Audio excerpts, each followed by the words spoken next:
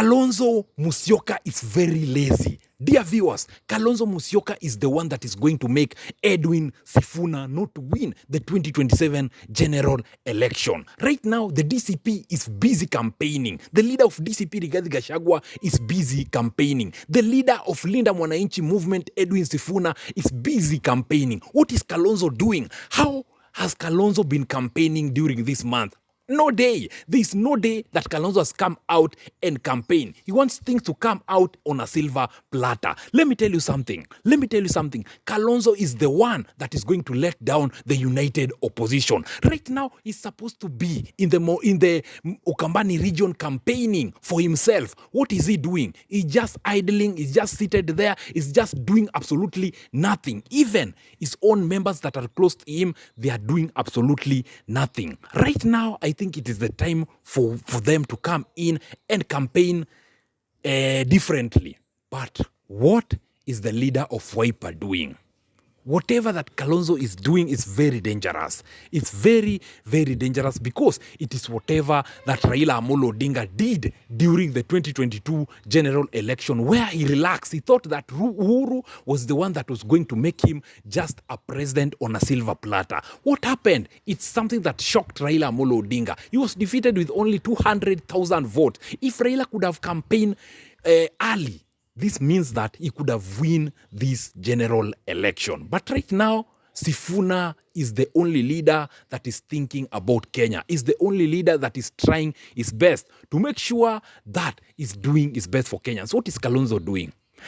What is Kalonzo doing? My dear viewers, kama mtatokea mseme that Kalonzo is the flag bearer, the presidential flag bearer that is going to compete against William Ruto, then Ruto is going to win with 70%. Trust me that Ruto might win with 70% if Kalonzo is the one that is going to compete against him. This is a very soft-spoken leader. This is a leader that don't care. He has been in power right now for 40 years. What has he done to Kenyans? What has he done to his people in Ukomandi region that can convince Kenya that is ready to work? We want new blood. We want a leader that is going to start something new. We want a leader that has got a vision, a leader that has got a plan, a leader that is a new blood in town, and that is Edwin Sifuna. Dear viewers, let me tell you something.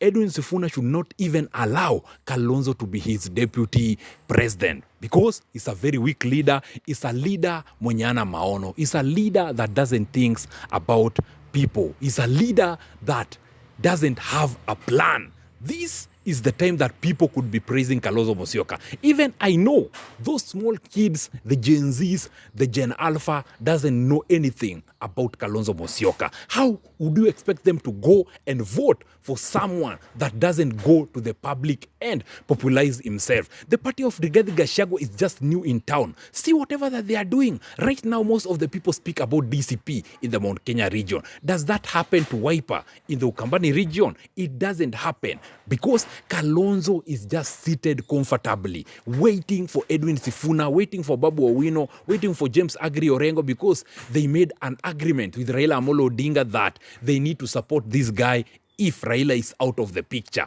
If Kalonzo continues like this, that he wants to depend on people, yet is not showing hard work, then he should forget this seat very early in the morning. Because right now, we want to give the opposition leader a flag bearer who is ready to compete, someone that has got popularity. Right now, remember whatever that happened yesterday in Tifa. Tifa said that Edwin Sifuna is the most preferable candidate to compete with William Ruto 2027.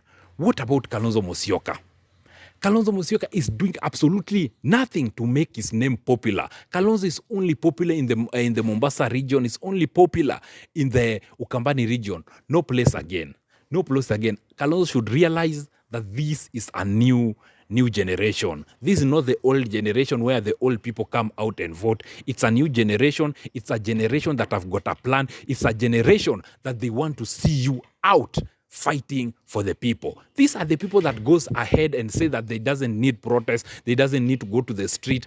If you cannot go to the street, people will not be able to know who you are. So Kalonzo should stop this laziness and should stand up and sober up and behave like how Rigathi Gachagua is behaving and behave like how Babu Owino is behaving. The last interview that Kalonzo attended, remember the last interview that Kalonzo attended, he did not have any agenda. His agenda was only to say that Ruto is a one-term president. Ruto knows very well that if you guys spearhead Kalonzo to compete against me, then I'm going to win this thing very early in the morning. What do you think about that? Can you tell us through the comment section if you think that Kalonzo is the favorable candidate to compete against William Kipchirchir Arap Ruto? Because for me, I believe he's very lazy. He need to wake up and he need to show to the public that he's ready. He said that he wants people to donate money for him to start campaign. How can you donate money to people, to someone who is not even in the public, to someone who is not even out there?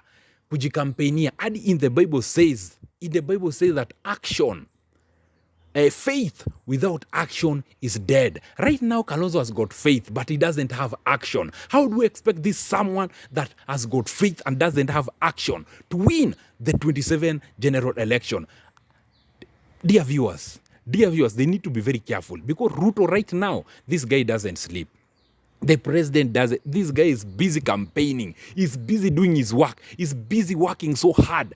Like, to compete against Ruto, you need to be upper hand of him. You need to be ahead of him because this is a game planner. He's someone that doesn't understand his calculated move. But for me, I think that Kalonzo Musyoka is not the favorable candidate to compete against Ruto 2027. If the opposition try that, then they should forget this thing very early in the morning. Kalonzo is not someone that can convince Kenyans that is going to head people into the right direction. Let's be honest. That is something that can never happen. We want a leader that thinks about Kenya. We want a leader that is new blood. We want a leader that has got a plan and a vision. And that leader is Edwin Sifuna. We, as youth, we thought that Kalonzo could be the deputy president of Edwin Sifuna. But right now, no. We believe that this guy is just seated. This is someone that is waiting for things to happen. Manna from heaven. Manna cannot come from heaven like you have seated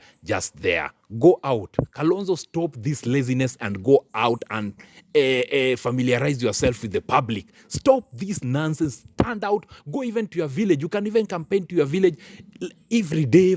Just campaign so that people can know you, people can know your popularity can go strong. But you are draining the united opposition with this reluctant mentality, and it's not going to help you. You cannot convince us to vote for you if you cannot go outside there and tell people your agenda and tell people what plans you have for them. Just tell us through the comment section. Do you think that Kalonzo Musyoka will make Edwin Sifuna to lose the 2027 general election? We as youth have already declared. We have already declared and we have already said that Edwin Sifuna is the one that is going to be the opposition flag bearer. If that is not going to happen, then we are not going to vote as youth. We don't want those old people. We want to take this Kenya, and the way that you can take this Kenya on our hand is by electing the youth that have got plan, the youth that have got vision, and that youth is Babu Owino, Edwin Sifuna, Caleb Amisi. Those youths have got plan. Even Rigathi Gachagua is better than Kalonzo Musyoka. Kindly, we are